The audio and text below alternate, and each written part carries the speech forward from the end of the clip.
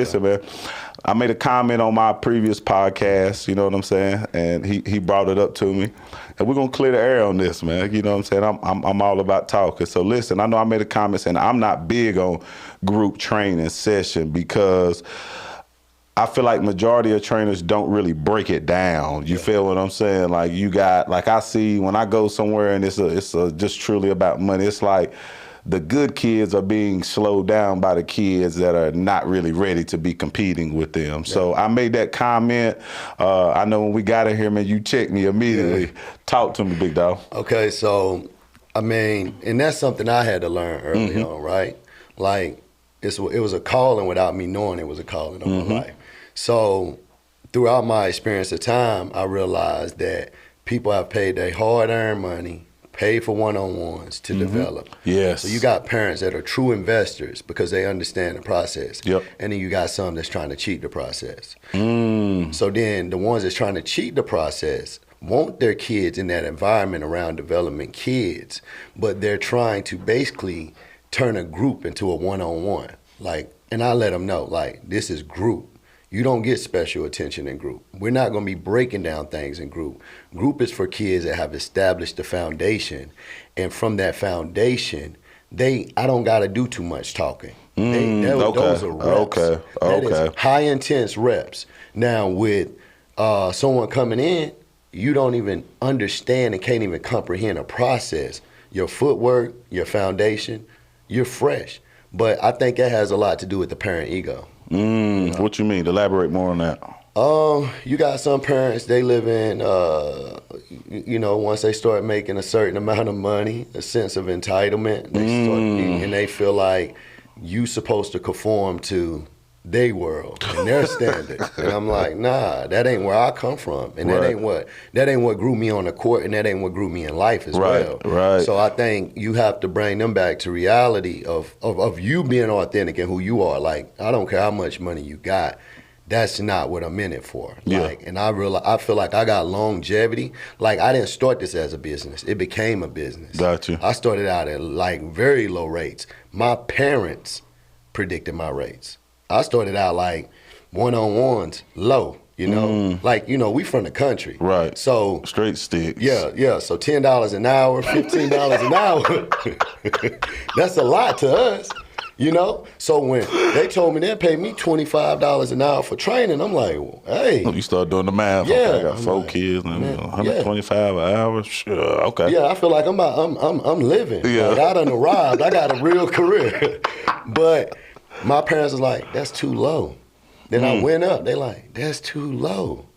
And so they drove my price up. I didn't drive my price up. Sometimes when you're good at something, you don't sometimes know your value. People will tell you your value. But listen though, like I see, I agree with you wholeheartedly, bro, because I know whenever I was watching your clips, like, you are going through the motions with them, and you big on the intensity of the drill, game speed. Like, I think that is kind of not highlighted with some of these trainers. Like, bro, game speed matters, bro, when you developing, dog. No, definitely. You got to have a certain type of energy. You know what's so crazy? I thought about this. I said, it's very big who you put your child with in regards to how they think and how they see the game. At what ages, though? Young, because the reason I'm saying it, the young, soon as your child find a passion and love for it, I think it's very important to put them with someone that are not going to put their fears on them. Like, it's grown-ups don't feel like they can achieve certain things in life. They'll project, bro. So they project their own past onto people. And see, I'm big on protecting my son's innocence and innocence. That's why I'm big on who trains my kid, and bro. That's where I'm at with it, the projecting. Like, so if you bring your son to me, I could say, he's 8, so I'm going to train him with the basics. He's probably already by that, but I already set a standard. Like, each kid coming to gym, I'm not saying you're going to get it immediately, but that standard is, I'm going to have you in elementary, you're going to look like you an elite middle school player because I'm pushing you and setting a standard and the bar so high with intensity and with the development. But so I'm telling my parents, like, don't get a trainer to project because people have low standards. You could project someone's child to have a standard of what you think a child that age should be. Question. Yeah. Let's stay on that though, bro. So whenever a trainer projects, whenever you seen that, what's an example of that? Projecting is, I done had trainers even come in and I allowed them around my kids. And I like to see where his mental at. He will be basic. And I'm like, you projecting, you think they're not capable of doing this. So you talking about pushing the kid a little bit, see what they can do. Yeah, you challenge them. Like the game is built off adversity. You know what I'm saying? Like basketball, I think that's the thing that has changed about basketball. Like I know money has driven it into a place where the game ain't as from a place of love no more. Like I'm moving, like I'm coming from a place of not only just love for the game, but also pain and regrets.